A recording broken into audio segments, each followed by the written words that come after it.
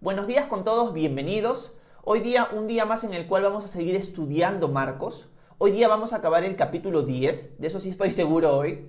Y una de las cosas que hemos visto en la clase anterior, para entrar en contexto, es que Jesús se está dirigiendo con sus discípulos hacia Jerusalén. Estamos entrando ya a la última semana de la vida terrenal de Jesús, donde Él va a ser crucificado. El rumbo es Jerusalén, la fiesta es la de la Pascua. Y hemos visto el camino hacia Jerusalén. A partir del capítulo 11 ya vamos a ver la entrada triunfal en el famoso Domingo de Ramos y todo lo que se desenvuelve en esta última semana, que es la semana más importante, por así decirlo, para cada uno de los evangelistas, de los libros, sobre todo los primeros 4 del Nuevo Testamento. Una de las cosas que vimos la clase anterior es que los discípulos empiezan a discutir entre ellos quién de ellos era el mayor, al punto que Jacobo y Juan le piden a Jesús que en su gloria, en su reino, ellos se puedan sentar a su derecha y a su izquierda. Y hablamos acerca de eso, hablamos acerca de la molestia de los discípulos, la lección que Jesús les repite nuevamente y conversamos un poco sobre cómo podíamos aplicarlo a nuestra vida. Hoy vamos a ver un pasaje milagroso, un pasaje que tiene que ver con una sanidad y vamos a meditar en algunas cosas que vemos esta mañana. Así que vamos a entrar a Marcos capítulo 10 y a los versículos finales para terminar este capítulo. Leamos el versículo 46 de Marcos en adelante. Marcos nos sigue relatando lo siguiente. Llegaron a Jericó y al salir de la ciudad, Jesús iba seguido de sus discípulos y de una gran multitud. Junto al camino estaba sentado un mendigo llamado Bartimeo, hijo de Timeo, que era ciego. Cuando éste supo que quien venía era Jesús de Nazaret, comenzó a gritar y a decir: Jesús, hijo de David, ten misericordia de mí. Muchos lo reprendían para que callara, pero él gritaba con más fuerza: Hijo de David, ten misericordia de mí. Hacemos una pausa rápidamente para decir varias cosas. Jesús está yendo hacia Jerusalén. Jericó es una ciudad que está muy cerca a Jerusalén. Jericó es una ciudad famosa por lo que sucedió en el tiempo de Josué. Si uno lee el libro de Josué, va a ver que el primer lugar que ellos conquistan dentro de la tierra prometida es Jericó. Bueno, Jesús está en Jericó. Pero mientras él está pasando rumbo hacia Jerusalén con sus discípulos y con una gran multitud, hay un mendigo. El mendigo se llama Bartimeo y es ciego. Él por algún motivo, por alguna razón, seguro por el bullicio, seguro por la habladuría que hay alrededor, se entera de que Jesús de Nazaret está pasando por ahí. Cuando Bartimeo escucha eso, empieza a clamar con gran fuerza. ¿Por qué Bartimeo empieza a clamar con gran fuerza? Porque él ya ha escuchado de parte de otros la fama de Jesús. Una de las cosas que tenemos que recordar es que si Jesús está entrando hacia Jerusalén, significa que ya han pasado más o menos 3 años y medio de tiempo de predicación pública en la vida de Jesús. Generalmente lo que nosotros vemos en todos los evangelios, sin contar obviamente el nacimiento, sino a partir del bautismo de Juan, van a pasar 3 años y medio hasta su crucifixión. Por lo tanto, ya la fama de Jesús ha ido creciendo. Ya hemos visto varias veces que Jesús mandaba a la gente no contar nada y la gente hacía todo lo contrario. Contaba por todos lados lo que Jesús había hecho, al punto que ya no podía entrar a ciertos pueblos. Por lo tanto, Bartimeo ya conoce quién es Jesús de Nazaret. Y al saber quién es, clama grandemente: Jesús, hijo de David, ten misericordia de mí. La frase hijo de David es importante que nosotros la entendamos, porque Bartimeo, al decirle esto, está reconociendo que Jesús es el Mesías prometido de Israel. Si uno lee 2 de Samuel capítulo 7, les dejo, por así decirlo, como de tarea que ustedes lean 2 de Samuel capítulo 7, van a ver que David, el rey, recibió una promesa de parte de Dios que un descendiente de él iba a ser el rey de Israel para siempre. Iba a ser un rey eterno. Dios le da esa promesa a David. O sea, le estaba diciendo a David: el Mesías va a venir de tu linaje. Cuando alguien dice en las Escrituras hijo de David, no significa que su papá se llamó David, sino que su ancestro, su antepasado, es David. Y ese título era un título mesiánico. Se conocía que el Mesías era hijo descendiente de David. Por lo tanto, Bartimeo, cuando clama esto, está diciéndole a Jesús, tú eres el Mesías, tú eres el Mesías prometido de Israel, de ti habla el Antiguo Testamento, de ti hablan las Escrituras. Y le empieza a decir, Jesús, hijo de David, ten misericordia de mí. La palabra misericordia también es importante. ¿Por qué? Porque Bartimeo no le exige a Jesús que le haga caso, sino que él reconoce su miseria. Misericordia viene a eso, acorde a la miseria. Eso es lo que significa misericordia. Es no recibir de parte de Dios lo que uno merece. Eso es misericordia. Por lo tanto, Bartimeo se acerca o clama a Jesús con humildad, reconociendo, yo no soy digno de que tú me escuches, pero te pido tu misericordia, te pido que me des a mí misericordia. Yo no soy digno. Y esa actitud de Bartimeo es una actitud hermosa, porque es una actitud que refleja quiénes somos nosotros delante de Dios. Cuando yo me acerco a Dios, cuando yo clamo a Él, cuando yo le digo Jesús, hijo de David, y le voy a pedir algo, tengo que acordarme que yo vengo a Él en humildad, yo vengo a Él como inferior, yo vengo a Él como siervo, como esclavo, y Él es el rey, Él es el amo. Esa actitud es importante para nosotros entenderla cuando nos acercamos a Dios. Él es el Señor, nosotros somos sus criaturas, nosotros somos su creación, Él es el creador. Y eso es importante entenderlo.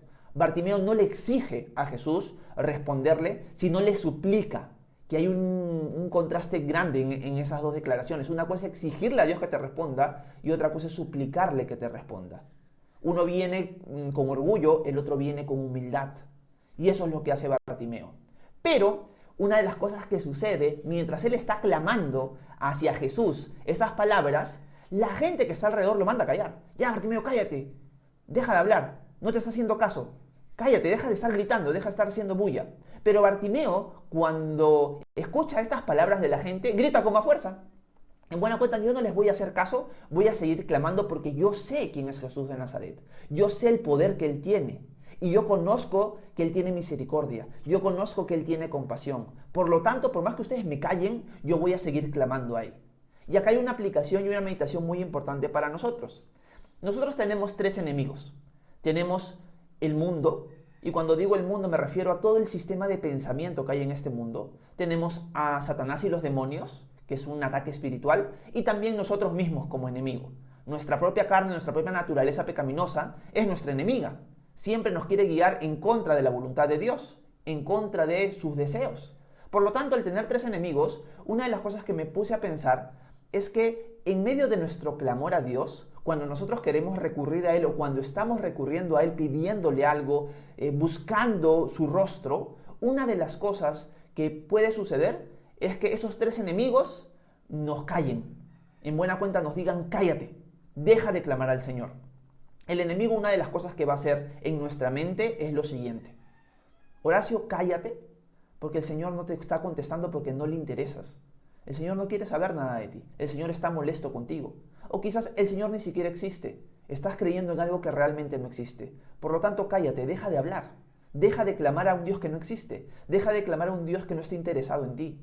¿No te das cuenta que no te responde? ¿Por qué no te responde? Porque no le interesas.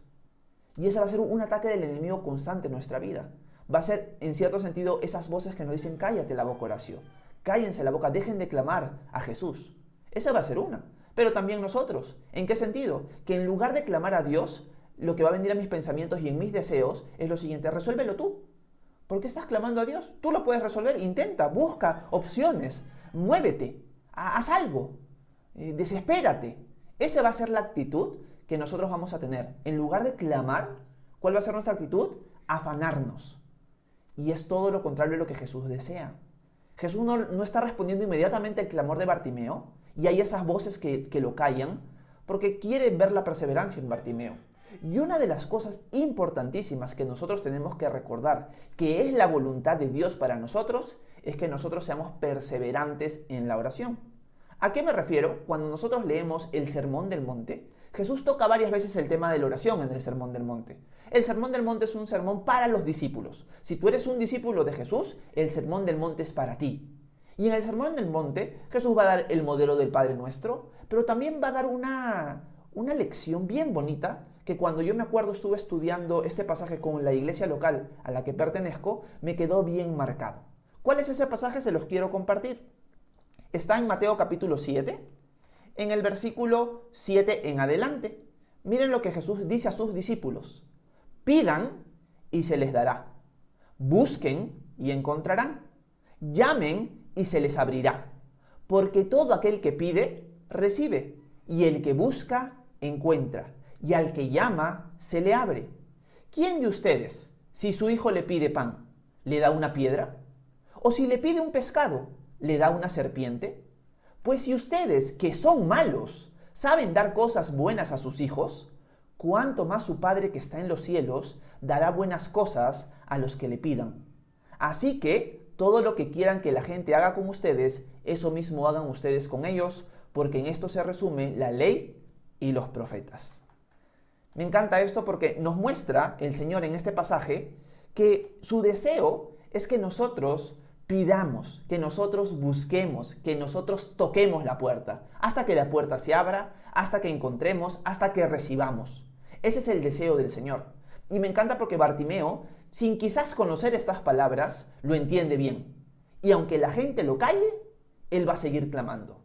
También podría ser una aplicación para nosotros, no solamente la lucha espiritual, no solamente nuestros propios deseos de querer solucionar las cosas por nuestra cuenta, sino también personas que nos rodean, que nos dicen, pero ya deja de orar, ¿no? O sea, si Dios no te está contestando es que quizás no quiere responderte, o quizás te está diciendo que no y tú eres terco o terca y sigues orando. Bueno, yo les digo algo, si tú no tienes claro que Dios ya te dijo que no, sigue orando por eso. Si hay algo en tu corazón que Dios ha puesto ese clamor en ti, sigue clamando hasta que Dios te responda.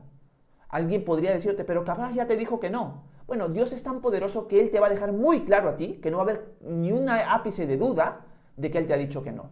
Y si tú no tienes claro eso, tú sigue orando, tú sigue pidiéndole a Dios, persevera en oración. No te rindas aunque todo el mundo te diga cállate. Tenemos que tener claro eso. Bartimeo es el ejemplo perfecto de eso. Él perseveró aunque la gente le decía cállate, y él siguió clamando. Y ahora vamos a ver el resultado de su perseverancia, el resultado de su clamor. Vamos a leer los siguientes versículos. Veamos el versículo 49 en adelante. Vamos a leer nuevamente el 48 para entrar bien en contexto. Dice, muchos lo reprendían para que callara, pero él gritaba con más fuerza, Hijo de David, ten misericordia de mí. Jesús se detuvo y mandó que lo llamaran. Los que llamaron al ciego le dijeron, mucho ánimo, levántate que Jesús te llama.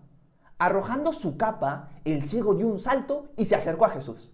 Y Jesús le preguntó, ¿qué quieres que haga por ti? El ciego le respondió, Maestro, quiero recobrar la vista. Jesús le dijo, vete, tu fe te ha salvado. Y enseguida el ciego recobró la vista y siguió a Jesús en el camino. Bartimeo fue sanado por su perseverancia.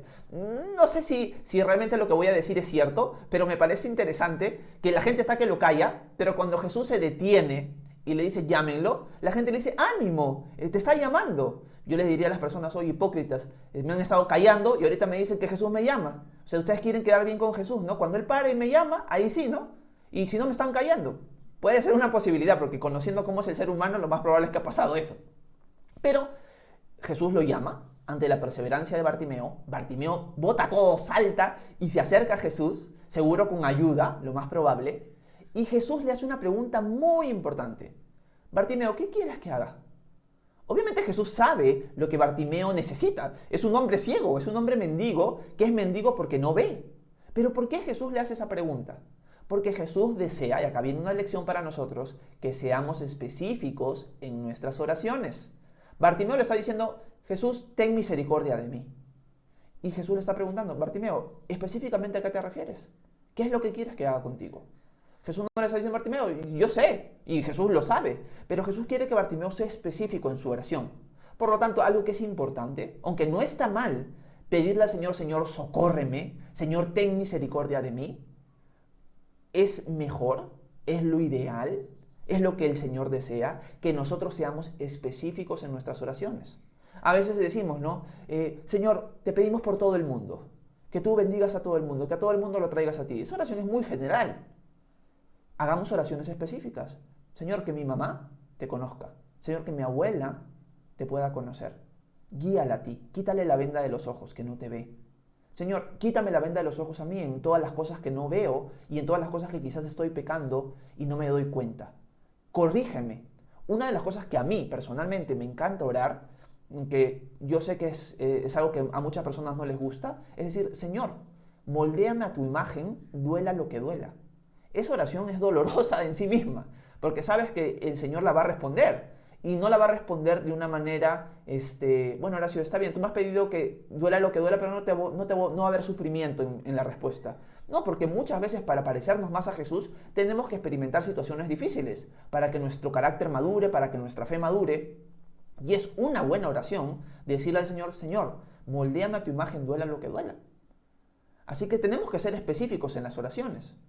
Por lo tanto, Bartimeo le dice, Señor, quiero recobrar la vista. Y Jesús le dice, Bartimeo, tu fe te ha salvado, tu fe te ha sanado, vete, anda tranquilo. Y Bartimeo recobre la vista en ese momento. Aclaro algo importante. La fe a la que Jesús se refiere es una fe que está puesta en Él.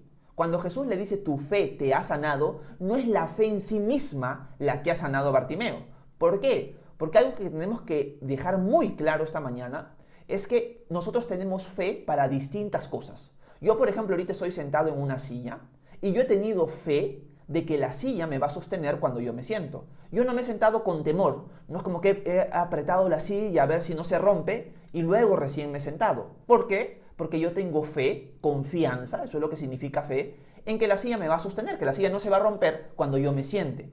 Nosotros tenemos fe para un montón de cosas. Por eso está mal decir, en mi país generalmente se usa mucho esta frase, ten fe, ¿no? Cualquier problema está pasando, ten fe. ¿Pero ten fe en qué? O sea, la fe en sí misma no me ayuda en nada. La fe en sí misma no va a solucionar, no me va a sustentar, no me va a guiar en nada. La fe en Jesús es la que me guía, me sustenta y hace todo lo demás. La fe a la cual se refiere Jesús, en el caso de Bartimeo, es la fe que lo llevó a él a clamar con todas sus fuerzas a Jesús. Porque él tenía tanta confianza en que Jesús podía sanarlo que clamó aunque la gente lo callara. Y cuando Jesús le dice, vete, tu fe te ha sanado o tu fe te ha salvado, depende de la traducción, cuando le dice eso es, esa fe que te llevó a ti a clamar a mí, porque esa fe estaba puesta en mí, esa fe es la que te ha sanado, Bartimeo. Esa fe es la que te ha salvado, Bartimeo. Tu fe puesta en mí te ha llevado a clamar, a perseverar y a no importar por más que la gente te callara. Esa es la fe que vale, la fe puesta en Jesús, no la fe en sí misma. La fe en sí misma no hace nada. La fe puesta en la persona y obra y misericordia de Jesús es la que nos bendice. Eso es algo muy importante de entender. El libro de Mateo, en el pasaje paralelo, nos dice que cuando Bartimeo le dice eso, quiero recobrar la vista, dice que Jesús tiene compasión de él en ese momento. Remarca el corazón de Jesús. O sea, Jesús ve a Bartimeo y tiene compasión de él y lo sana. Y cuando lo sana, Bartimeo hace lo que todo discípulo debería hacer. ¿Qué hace? Por más que Jesús le dice, vete, ya está sano, Bartimeo dice, yo no me voy, yo me quedo, yo te voy a seguir. Y empieza a seguir a Jesús. Y dice que la gente, eso lo dice Lucas, la gente termina glorificando a Dios cuando ve eso. Bartimeo está glorificando a Dios siguiendo a Jesús y la gente que está alrededor también glorifica a Jesús. Es bonito remarcar de que cuando Dios contesta nuestras oraciones y hemos sido partícipes de nuestra iglesia local en la petición que tenemos hacia Dios y Dios contesta, Dios recibe más gloria. Porque más personas ven cómo Dios ha contestado, cómo Dios se ha manifestado, cómo Dios se ha mostrado en nuestra vida. Y en este caso las personas que están viendo a Bartimeo ser sanado glorifican a Dios. Porque han visto el milagro, porque vieron el clamor de Bartimeo y la respuesta de Jesús. Así que cuando nosotros compartimos con otros nuestras peticiones de oración, nuestras cargas, y cuando Dios responde, la gloria es más abundante para Dios. Y eso es algo muy bueno. Por último, seguir a Jesús como lo hace Bartimeo es lo que todos nosotros deberíamos hacer. ¿Cómo se resume o cómo se implica seguir a Jesús? ¿O qué implica seguir a Jesús? Lo mismo que hace Bartimeo, lo mismo que hacen los discípulos. Seguir a Jesús significa que yo voy a estar detrás de Él, escuchándolo con la intención de obedecerlo y conversando con Él. Eso es lo que significa seguir a Jesús. Si yo quiero seguir a Jesús, tengo que tomar la decisión a partir de hoy de que Él va a ser mi Señor, que Él va a ser mi Salvador, que yo lo necesito, que yo quiero de Él su misericordia y que ahora yo voy a tomar la decisión, el paso de escucharlo todos los días con la intención de obedecerlo y conversar con Él. Eso es lo que hacemos cuando leemos la Escritura y cuando oramos. Esa comunión es lo que hace un discípulo. Seguir a Jesús diariamente. Y eso es trabajo de cada uno de nosotros. Así que la lección final en la vida de Bartimeo es: sigue a Jesús. Él te quiere bendecir, Él te ha bendecido y ahora tú debes seguirlo con todo tu corazón, glorificando a Dios en todo momento. Y eso es trabajo de cada uno de nosotros. Así que la lección central en cierto sentido es la perseverancia y la oración, así que yo los animo a ser específicos, a perseverar, a no dejarse intimidar por las voces internas, por las voces espirituales, por las voces de este mundo en general que nos callan y nos dicen: deja de orar. No dejemos de orar, sigamos orando, sigamos perseverando y vamos a ver a Dios obrar. Y las personas que están a nuestro alrededor van a terminar glorificándolo también por el hecho de que pudimos mostrarle al mundo que nuestro Dios es real, que nuestro Dios está vivo, nuestro Dios responde oraciones, tengamos claro eso. Espero que este tiempo de meditación, este pequeño pasaje, haya sido de edificación para ustedes. Los leo en los comentarios si tienen alguna duda, alguna pregunta. Puede ser sobre este pasaje o sobre la Biblia en general. Así que los voy a leer. Gracias por su atención. Que Dios los bendiga.